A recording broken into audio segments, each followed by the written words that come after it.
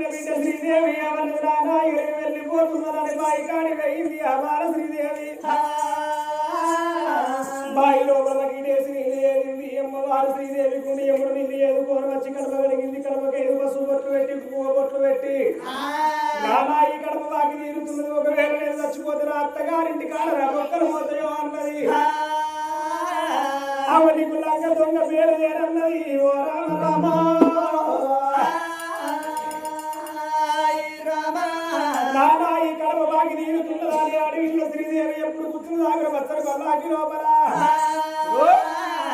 పల్లాకిల కూర్చున్నది ఆ బాల శ్రీదేవి 8 మంది మంత్రులు 9 మంది బ్రహ్మరత్నములు పోయే వాళ్ళు పల్లాకి ఎత్తుకోంగా ఎట్లా పోతున్నారు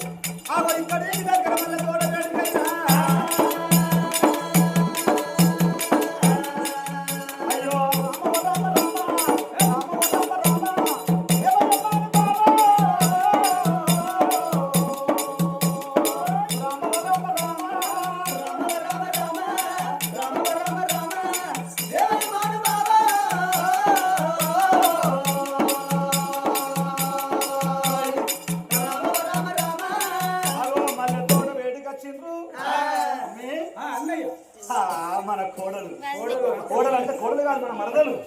కన్న బిడ్డతో సమానం. ఎంత ముద్దుకున్నది మహాలక్ష్మి కన్న పిల్ల అందగా రణోక రాజా కానీ మన తమ్ముంది అదృష్టం. అన్నరా నలుగురు అన్నదమ్ములు మరి నలుగురు యారళ్ళు ఆ పిల్లలు ఎదుర్కొన్నారు. ఇక తోలుకొని ఆ దొనకొండ పట్టం తోలుకొచ్చిండ్రు. ఆగో తెల్లారితనే ఇక పెళ్ళి అని చెప్పి ఆ పెద్దిరాజు ఆకాశం అంత అరుగులు బుధవరంత గద్దెలు చిక్కుడాకు తొరణాలు శివకప్పునాలు మామిడాకు తొరణాలు మరి కప్పునాలు కట్టి దొనకొండ పట్టం అంత శృంగారించి ఆగో మరి ఆనందంగా ఆ పిల్లకు పిలగానికి మంగలి మల్లయ్య వచ్చి మైల పూలు తీసిండు. రాజపుడంటే సాగర రాజన్న వచ్చి సక్కదనాల పూరెట్ల పోతున్నాడే సాగలన్న రాజన్న.